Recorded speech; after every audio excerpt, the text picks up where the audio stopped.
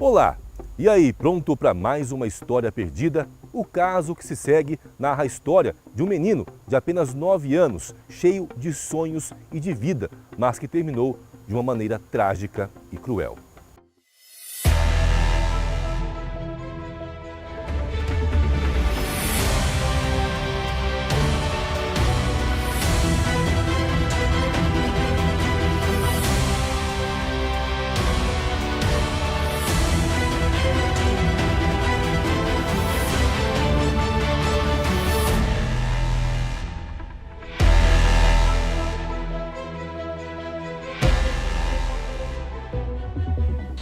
O caso envolve o menino Cauã Andrade dos Santos Soares, uma criança alegre, divertida, querida por todos. Era 25 de junho de 2017, uma data que tinha tudo para ser especial para a família, mas que se tornou em um caso de dor e muita revolta.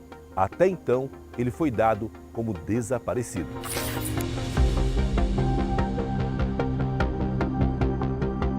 Domingo, no dia 25 de manhã, ele ia jogar videogame. E quando ele ia estar lá, o menino chegou aqui e chamou ele. Aí falou que eles iam soltar pipa.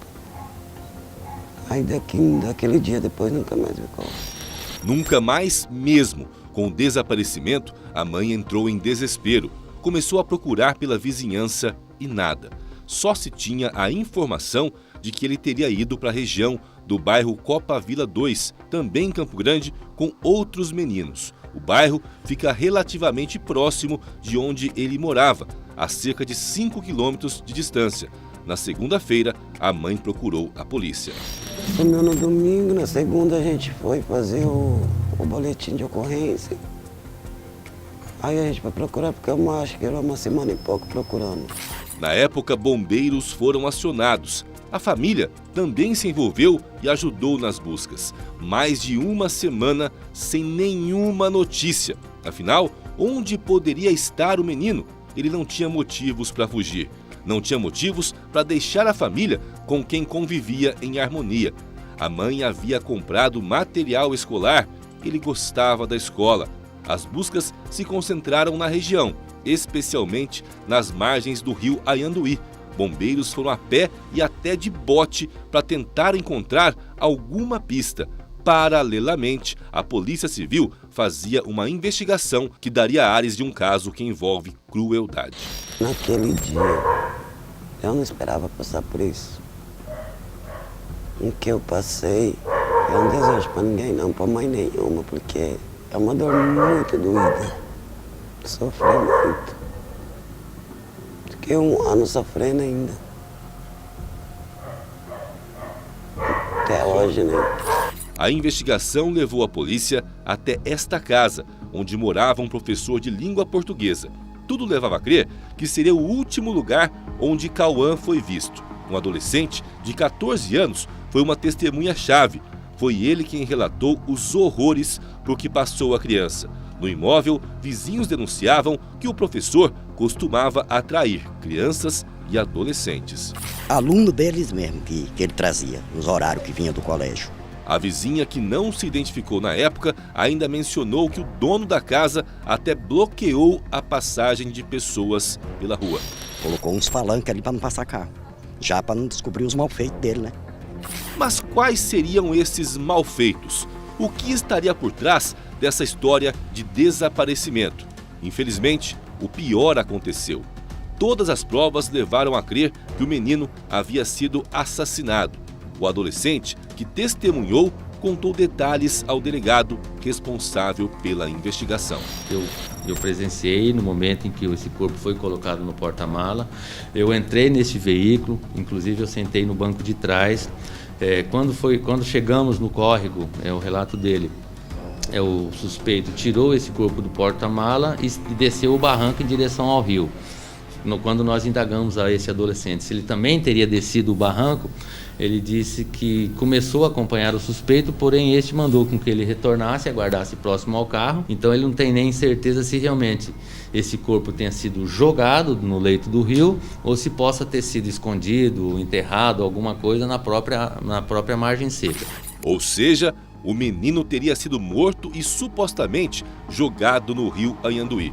As buscas se intensificaram no local. Inclusive, foi feito o trabalho em um poço onde possivelmente poderia estar o corpo.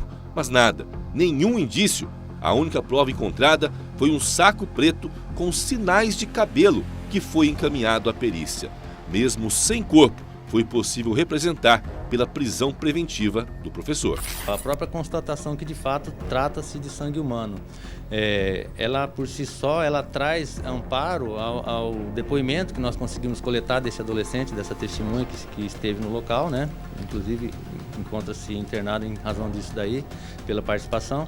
Então ele trouxe toda essa evidência e outros depoimentos também com relação à presença dessa criança nesse dia.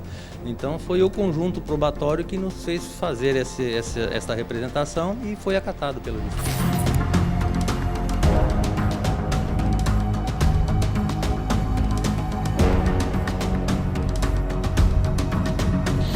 Mas o que seria essa constatação de sangue humano? Quais seriam as evidências que levaram à decretação da prisão do professor? Havia sim sangue humano do sexo masculino e que por questões técnicas, pela própria preservação, que não houve, na verdade houve o contrário, foi a tentativa de destruição, mas este conjunto probatório por si só já nos dá margem para que nós possamos fazer o indiciamento. No bloco anterior, começamos a acompanhar a história do desaparecimento do menino Cauã, de apenas 9 anos. Até agora entendemos que o menino foi chamado por alguns amigos para ir até a região do bairro Copavila 2, em Campo Grande, e foi visto pela última vez na casa de um professor. Após pouco mais de uma semana de buscas, uma testemunha afirmou que a criança havia sido morta e teve o corpo jogado no córrego. Mas quais seriam as provas desse crime? O que houve é que foi feita perícia no carro do professor, que constatou sangue humano. No porta-mala tinha 2 manchas, e essas maiores, de sangue dentro em cima do carpete do porta-mala do veículo. E mais, apesar do decorrer do tempo e da limpeza pesada que aconteceu no imóvel, foram encontrados vestígios de sangue em alguns pontos da casa onde o menino foi morto. A casa foi limpa, né? Ela passou um tempo muito grande entre o fato e a investigação.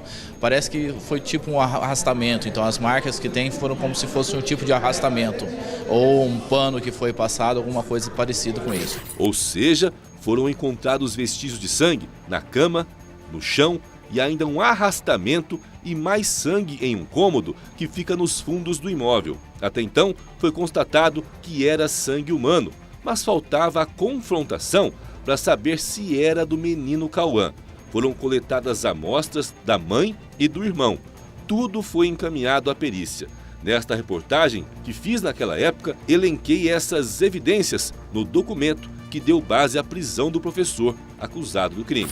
Este documento aponta que o juiz se apoiou nos depoimentos de 2 adolescentes que descreveram os locais onde Cauã foi abusado, morto e esquartejado. A amostra de sangue do tapete da casa do professor apontou que o material coincide com o sangue da mãe do menino e do irmão. Nesse caso, é sangue do mesmo pai. Havia ainda a presença de sangue no piso e na cama do quarto, seguindo para a porta da sala e pia da cozinha. Sangue no porta-malas do carro do acusado, que teria sido usado para se desfazer do corpo, e ainda no facão que teria sido usado no esquartejamento. Todas as amostras comprovaram sangue do sexo masculino. Enfim, havia sinais de sangue e de morte. Mas o que de fato teria acontecido com a criança? O caso traria contornos de uma violência sem tamanho. Cauã teria sido atraído para casa junto a outra criança e um adolescente. O menino foi colocado na cama e o professor teria abusado e obrigado os outros meninos a também abusarem da criança. Enquanto o adolescente segurava pelos braços, o maior de idade colocou um pano na boca dessa criança, provavelmente obstruindo as vias respiratórias, e foi por conta disso que alguns minutos depois essa criança parou de reagir. Depois, com a criança já desfalecida, o professor teria, com uma arma, determinado que outros adolescentes que chegaram instantes depois praticassem os atos contra o corpo do menino. Ele teria determinado que esses adolescentes praticassem atos sexuais com o menino já desfalecido. Então não sabemos se ele estava desfalecido, se estava desmaiado, se estava morto. Aquele dia acabou minha vida ali.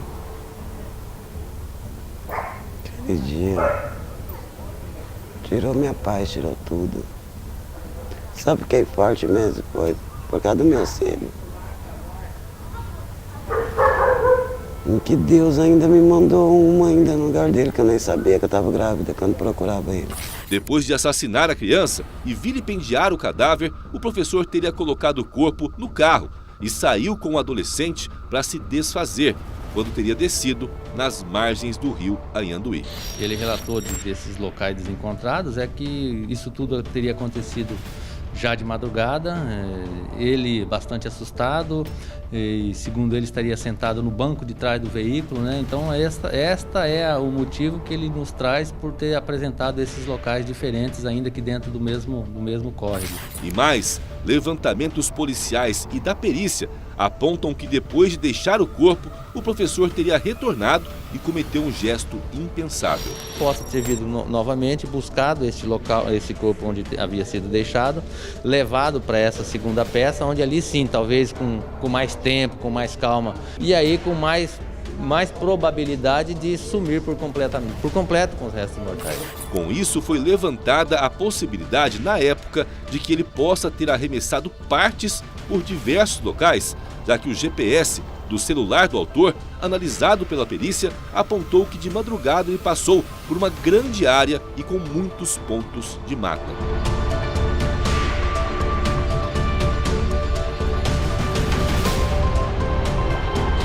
Mas onde estaria o corpo da criança? Houve processo, mesmo sem essa prova cabal? Estaremos trabalhando dentro do final do inquérito policial com tudo que nós tivermos trazido para dentro desta investigação. Depoimentos, vamos trabalhar com toda a possibilidade dentro do inquérito. Nos blocos anteriores, começamos a falar sobre a história do desaparecimento do menino Cauã, uma criança de apenas 9 anos. Entendemos que ele foi atraído até uma casa onde foi molestado, morto e vilipendiado. Depois, o corpo foi esquartejado e ocultado. Depois de mais de um mês de buscas, elas foram encerradas. Afinal, o professor negou durante todo o tempo os crimes e não deu detalhe algum desde então. Mesmo assim, houve o processo na justiça. Esse caso se assemelha, não muito, mas com aquele caso da Elisa Samúdio, do goleiro Bruno, que houve o julgamento porque havia outras provas que comprovavam, ou que comprovaram em tese, que o fato teria ocorrido. Então aqui é a mesma coisa. Durante os levantamentos, foi constatado que o professor era contumaz em aliciar crianças e adolescentes em situação de vulnerabilidade. São oriundas de famílias humildes, que realmente essas crianças, até mesmo pelo que nós obtivemos essas informações, auxiliavam de repente até na própria subsistência da família, cuidando de carro, fazendo esses pequenos trabalhos, esses pequenos serviços. Tínhamos um em situação de rua, foi de situação de rua. Nós temos a própria vítima, E era comum esses meninos, não só eles, outros também, passarem naquela casa para receber dinheiro de alguma forma, para 3 adolescentes e uma criança, e eles receberam R$5 para dividir entre todos. Eles até comentam que compraram uma Coca-Cola e um skinny. Então, para praticar atos sexuais. Então, assim, é o horror, é o submundo, é a crise moral que a sociedade realmente vive. Na época, houve revolta popular e foi ateado fogo na casa do homem. Além do incêndio, ladrões se aproveitaram para furtar alguns materiais de dentro do imóvel.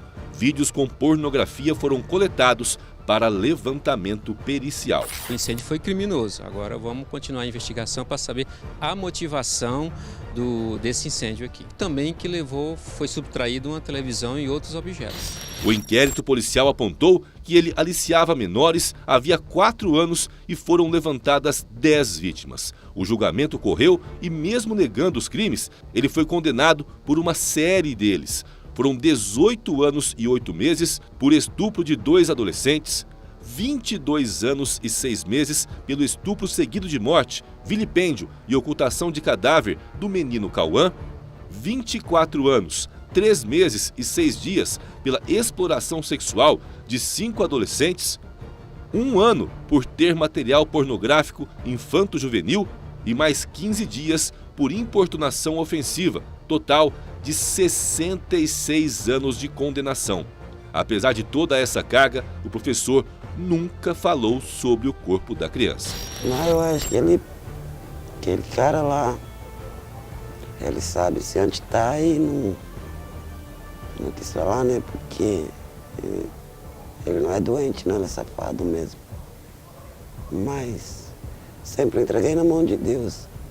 Que um dia a verdade vem, passa o tempo que passar, mas vem. Sem um corpo, nunca houve uma despedida digna. Eu não tenho atestado de óbito. Isso que torna difícil para mim, porque eu não vi e não tenho atestado de óbito dele para me falar que o Cauã está morto. Eu já imaginei eu estar dormindo, meu filho chegar correndo aqui. Uma esperança de mãe que não acaba nunca, né? Não. Eu tenho certeza que vou carregar comigo pro resto da minha vida. Janete não esconde a revolta e a dor quase insuportável. E como é que é para a senhora não poder despedir do filho? Dói. Eu não consigo nem acender vela. Para ele, não. Eu acendo para outra, que eu perdi, mas para ele, não. Por outro lado, a justiça foi feita, mas mesmo assim fica aquele medo de que um dia o assassino seja solto. Quero que ele fique preso pro resto da vida dele, que ele pague, né, pelo que ele fez. Porque agora assim também, soltam ele. Ele vai, faz a mesma coisa com outras crianças.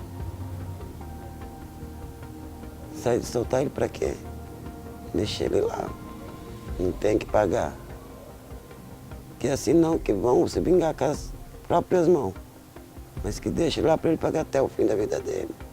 Para o delegado, o autor demonstrava uma frieza sem precedentes. Eu não me lembro de uma situação em que tenha me deparado com uma pessoa assim, com essa frieza, com essa dissimulação. Realmente a forma como ele se comporta, né, durante os questionamentos, da forma como ele se comportava com essas crianças e adolescentes, realmente demonstra ser uma pessoa assim, com uma personalidade bastante distorcida. Agora, 6 anos depois, a mãe se lembra de como era o filho, que hoje teria 15 anos. Ele estudava, ia para a escola, voltava da escola, tinha a liberdade dele brincar.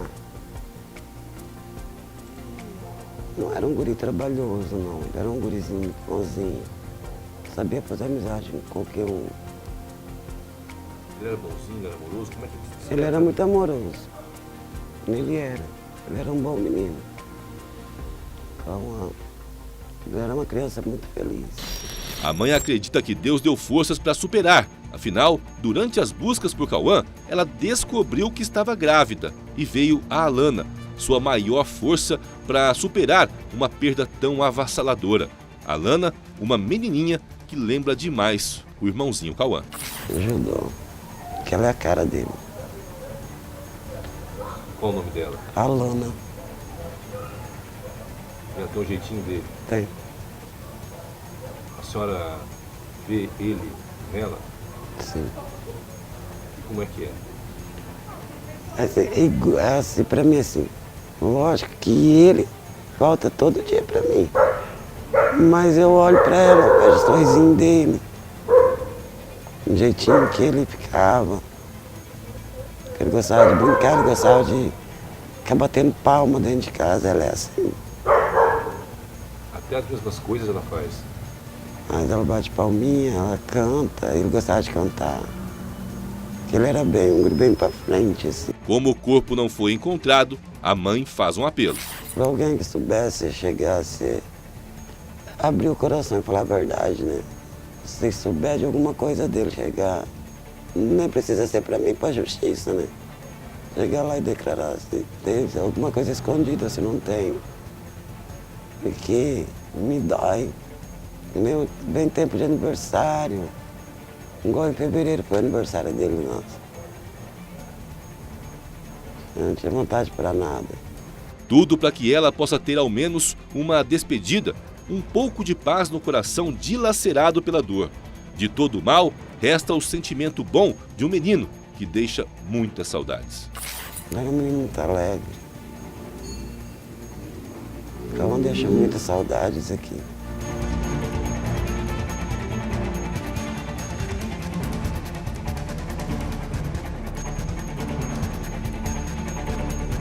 E assim terminamos mais um programa Histórias Perdidas, com um caso que nos causa muita revolta e denota crueldade, dor e violência extrema. E você, tem alguma história para contar para a gente? Entre em contato com o nosso WhatsApp.